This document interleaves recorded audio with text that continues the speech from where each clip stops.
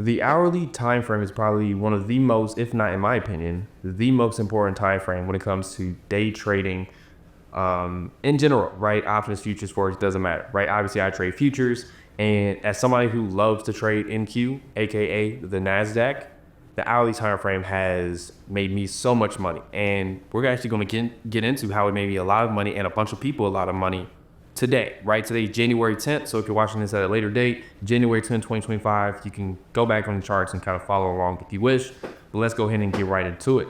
So this is a trade I took today. I called this on live with the community, and we're going to go ahead and get into it. So this is NQ, right? As you can see here, we've been on an uptrend for sure. And you can see how we're a little bit choppy right here, right? So look at the daily time frame. I see we're a little bit choppy, right? Take that information and move on. Right, go down to a 4 hour. Let's zoom this in just a little bit. I'm starting to see something here, right? What do I see? I see some consistencies within the market. If you've been on this channel for a little bit, then you already know what that means. But for those who don't know, a consistency within the market is something that happens repeatedly, right? It's happened consistently. What's happened consistently on this chart? Well, we bounce at the same level, right? On the 4 hour time frame several times. Right, several times.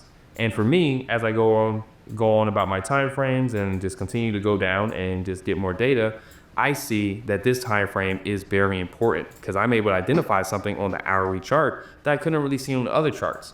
Right? What is that? Well, I see how important this level is. You can see here this hourly chart rejected this level 1, 2, 3, 4, 5, 6, 7, 8, 9, 10 times.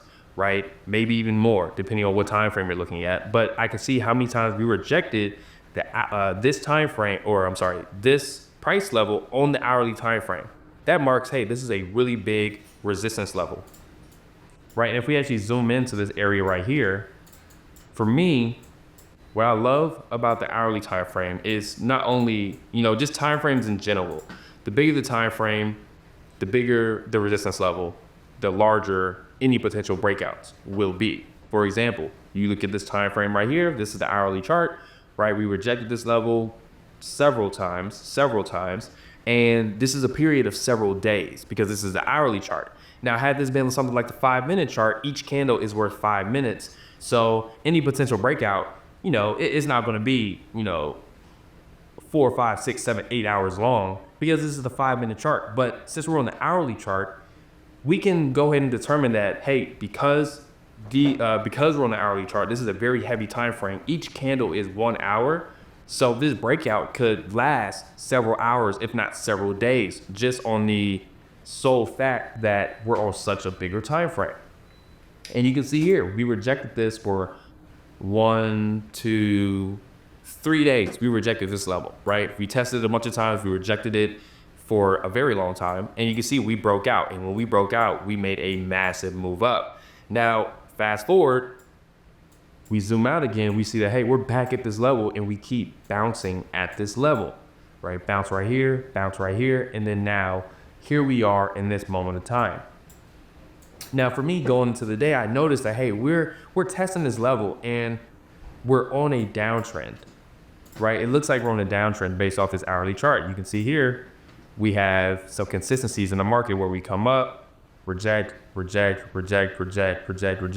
it doesn't have to look super pretty, but you get the idea. We're on a downtrend and we're leaning towards bearishness once again, right? I zoom in again after going on an even lower time frame,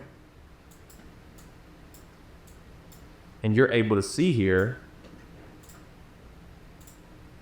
bam, look at this, more bearishness. Right? Rejection, another trend within the trend, right? So as I'm zooming in and I'm going on my lower time frames, I'm gonna go to the 15 now.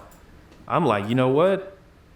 We're looking pretty bearish heading into a level that we've been known to bounce at, right? So let's look at this again, right? We have another level right here.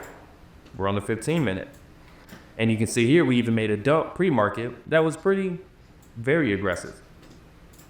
So for me, as a day trader, we're looking for a moment in time. We're not necessarily looking for something that is going to, be super extravagant all the time. Sometimes it's just about being right at the moment in time, right? We just want to be right at the right time. We're not trying to catch every trade. We know we're not going to catch 100% of each trade we take, but we're just trying to be correct for a moment in time where we can take very good profits. So as we look here, right, I'm taking everything I looked at the hourly chart. I'm keeping this in mind because this is the level here, this gray area. I'm like, you know what? I see here that we have a nice break, a retest, right? You can see here we have a level here. We broke that level, retested that level, right? And for me, I want to know, what are we going to do at this key hourly level? And for me, I already understand we haven't broken below this level yet, right? You can see even here, we were just holding this level. Right before that, we just bounced off this level. We haven't broken beneath that level yet. And for me, if we can break under a level that we've been holding for a very long time, just like we can break above a level that we've been holding a very long time, it's usually going to be a pretty decent move, right? Even if it doesn't continue that way, right? But the initial breakout can be powerful, especially on a bigger time frame. So for me, I'm on a 15-minute chart, and I'm like, I let the chat know, hey guys, if we break this hourly level, I'm going to grab NQ shorts, right? And I'm gonna have a target for me, it was every 100 points, because I couldn't really solidify a target based off previous price action because it was a little bit choppy in the same range. But so I had a target at 2,900 and 20,900, 20,800, right? So that's 20,900 right there. So we ended up hitting it right on the mark, which is really dope. But I'll show you my entry. And for me, I don't like how thick this is. Let me just adjust this really quick. Move it down. Let's go back on 5 minute where we were. There we are.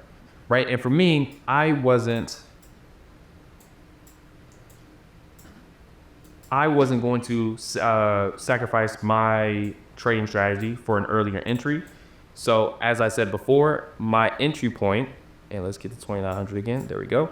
My entry point was beneath this level. So for me, as we broke the hourly chart, I went ahead and got in here, right? I don't know the exact number, but it was under this. It's the same exact zone, so around 20,988, right? And I sold at my 20,900 low, right here. And it was a very good trade, very good trade. And you can see here, we ended up reclaiming that level, came back down, retested again, went up again, right?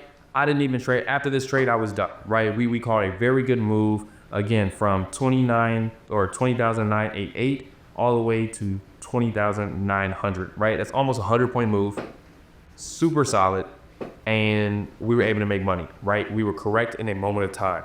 And you may be asking, Isaac, so where does the hourly come in? How did you know that this level or the breakout was going to be as powerful as it was? Sometimes I get in breakouts and it just comes right back down or goes right back up. I just can't seem to nail it right. Well, for me, that all comes from the hourly.